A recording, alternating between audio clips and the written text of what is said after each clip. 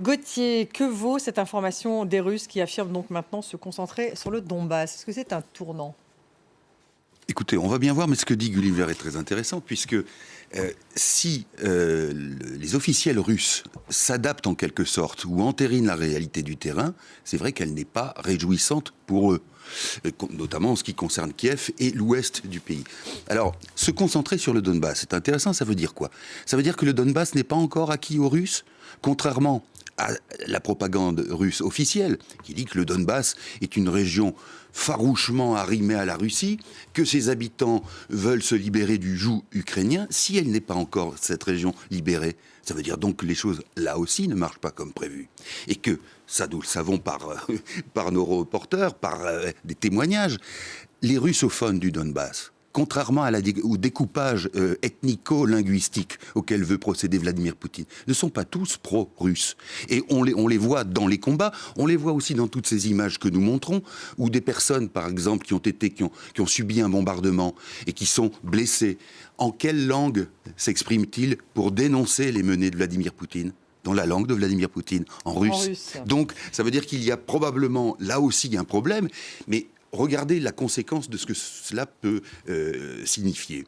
Si on part du principe que les Russes veulent se rabattre en quelque sorte sur le Donbass, est-ce que ça veut dire que l'on va assister à un maquillage, un enfumage de la part de Vladimir Poutine qui va dire « mais vous voyez, moi je veux protéger les populations civiles, je ne veux pas envahir Kiev parce que ça serait une catastrophe humanitaire ».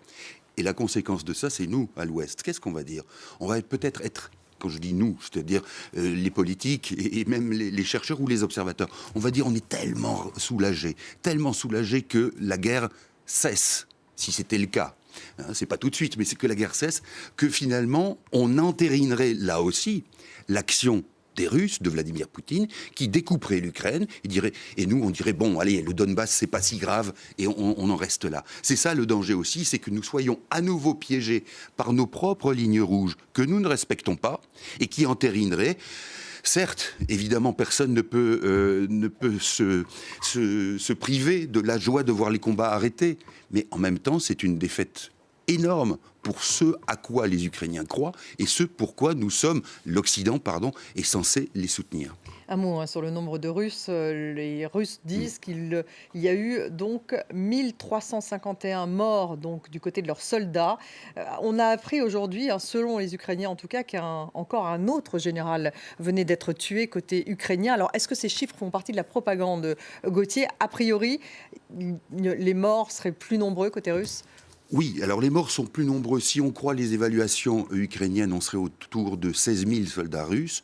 Ce n'est peut-être pas forcément le cas parce que vous savez que par exemple, quand on bombarde un char d'assaut, le principe est de considérer qu'il y a 4 personnes à l'intérieur. Donc on dit, voilà, 4 personnes sont mortes. En réalité, ça peut être 2. Donc vous voyez que le chiffre peut être gonflé de cette manière-là. Mais en revanche, vous vous souvenez qu'il y a 3 jours, une journaliste du journal Komsomolskaya Pravda, qui est un journal russe, tout à fait pro-Poutine, avait signalé le chiffre, avait affirmé que 9600 et quelques soldats russes étaient morts. Et tout de suite, son information a été retirée parce qu'on a dit c'est une erreur, le site a été piraté. En réalité, cette journaliste tenait son information d'un membre du ministère de la Défense russe. Alors, évidemment, donc elle ne l'a pas inventé. Simplement, c'était probablement un chiffre qu'on lui a donné, comme on dit dans notre jargon, off, c'est-à-dire en lui demandant de ne pas le publier, mais elle l'a publié. Et donc c'est largement minimisé. Oui, c'est largement minimisé, mais ce chiffre est pas loin de la réalité dans la mesure où il provient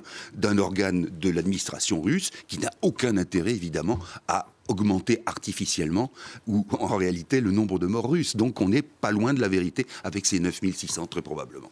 Merci beaucoup Gauthier.